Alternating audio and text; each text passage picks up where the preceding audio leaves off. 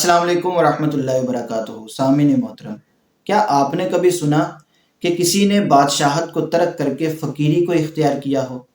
یا آپ نے یہ سنا ہو کہ کسی نے تخت چھوڑ کے اور شاہی بستر چھوڑ کے فقیروں کی چٹائیوں پہ اپنی زندگی بسر کی ہو؟ کوئی ایسا شخص کہ جس کے چاروں طرف اس کے کام کرنے کے لیے ملازمین ہو، وہ ان سب چیزوں کو چھوڑ چھاڑ کے خود کھیتی باڑی کر کے اپنا گزر اوقات کرے۔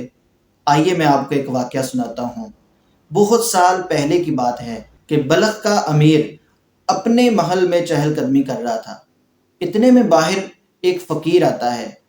وہ ملازمین سے کہتا ہے کہ مجھے اس مسافر خانے میں جانا ہے۔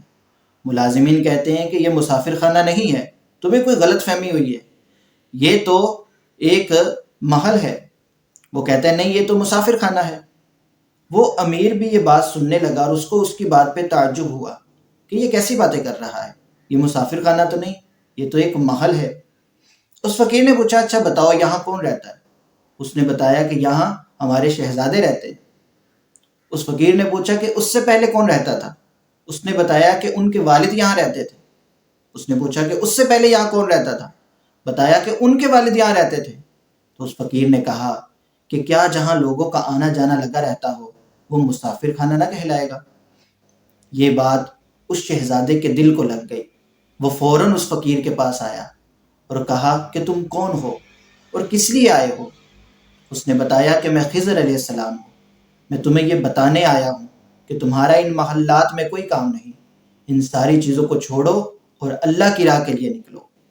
حضرت وہ ساری چیزیں چھوڑتے ہیں اور خضر علیہ السلام کے ساتھ اللہ کی راہ میں نکل پڑتے ہیں۔ وہ شخصیت کون ہے؟ ان کا نام حضرت ابراہیم بن ادم رحمۃ اللہ تعالی علیہ ہے۔ یہ واقعہ سبع سنابل کے حوالے سے بیان کیا جاتا ہے، جبکہ امام قشیری اپنی کتاب رسالہ قشیریہ میں اور حضرت داتا علی حجویری رحمۃ اللہ تعالی علیہ اپنی کتاب کشف المحجوب شریف میں اس واقعے کو کچھ یوں بیان کرتے ہیں کہ ایک مرتبہ حضرت ابراہیم بن ادم رحمۃ اللہ تعالی علیہ جنگل میں شکار کے لیے جاتے ہیں، اور شکار کرنے کے لیے وہ کسی ہرن یا خرگوش کے پیچھے بھاگتے ہیں۔ اب یہاں پر بھی دو قول ہیں۔ ایک قول یہ ہے کہ اس ہرن نے پلٹ کے حضرت ابراہیم بن ادم سے کہا کیا آپ کو اس لیے پیدا کیا گیا ہے؟ تو حضرت ابراہیم بن ادم ڈر گئے اور واپس آ گئے۔ اور دوسرے قول کے مطابق غیب سے آواز آئی تھی کہ اے ابراہیم کیا تمہیں ان کاموں کے لیے پیدا کیا ہے؟ تو جب وہ غیب سے آواز آئی تو آپ کا دل ڈر گیا اور آپ نے وہیں توبہ کی۔ وہاں آپ کے والد کا ایک چرواہا تھا، آپ نے اس چرواہے کا لباس لیا اور اپنا شاہی لباس اتار کے اس کو دے دیا، سواری بھی اس کو دے دی، اور وہاں سے کوچ کر کے مکہ شریف تشریف لائے، اور پھر وہاں سے کوفہ کی جانب روانہ ہو گئے۔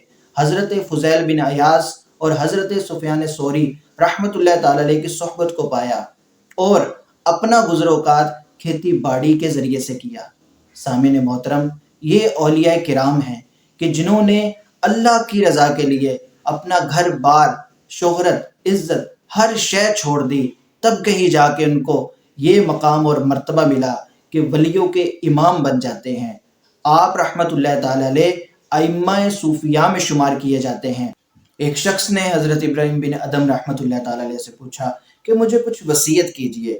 آپ رحمۃ اللہ تعالی علیہ نے ارشاد فرمایا کہ اللہ کے دوست بن جاؤ اور دنیا سے کنارہ کشی اختیار کر لو۔ حضرت ابراہیم بن ادم رحمۃ اللہ تعالی علیہ نے ارشاد فرمایا کہ اگر کوئی صالحین کے مرتبے کو پہنچنا چاہتا ہے تو اس کو اپنے اوپر 6 دروازے بند کرنے ہوں گے اور 6 دروازے کھولنے ہوں گے۔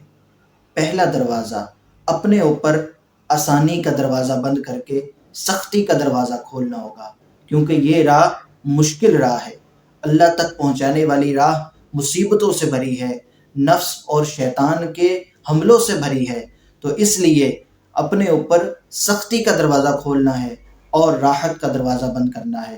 دوسرا یہ ہے کہ اپنے اوپر عزت کا دروازہ بند کر کے ذلت اور عاجزی اور انکسار کا دروازہ کھولنا ہے، کیونکہ اس راستے میں تکبر نہیں چلتا، خود پسندی نہیں چلتی، اس لیے عزت کا دروازہ بند کرنا ہوگا۔ تیسرے نمبر پہ ارشاد فرمایا کہ آرام اور سکون کا دروازہ بند کر کے محنت اور مشقت کا دروازہ کھولنا ہوگا۔ چوتھے نمبر پہ ارشاد فرمایا کہ نیند کا دروازہ بند کر کے شب بیداری کا دروازہ کھولنا ہوگا۔ پانچویں نمبر پہ ارشاد فرمایا کہ مالداری کا دروازہ بند کر کے فقر و فاقہ کا دروازہ کھولنا ہوگا۔ اور چھٹے نمبر پہ ارشاد فرمایا کہ اپنے اوپر امیدوں کا دروازہ بند کر کے موت کی تیاری کا دروازہ کھولنا ہوگا۔ اگر ان 6 دروازوں کو بند کرے اور ان 6 دروازوں کو اپنے اوپر کھولے اور پھر اس پر استقامت کرے، پھر کہیں جا کے وہ صالحین کے مرتبے کو پہنچے گا۔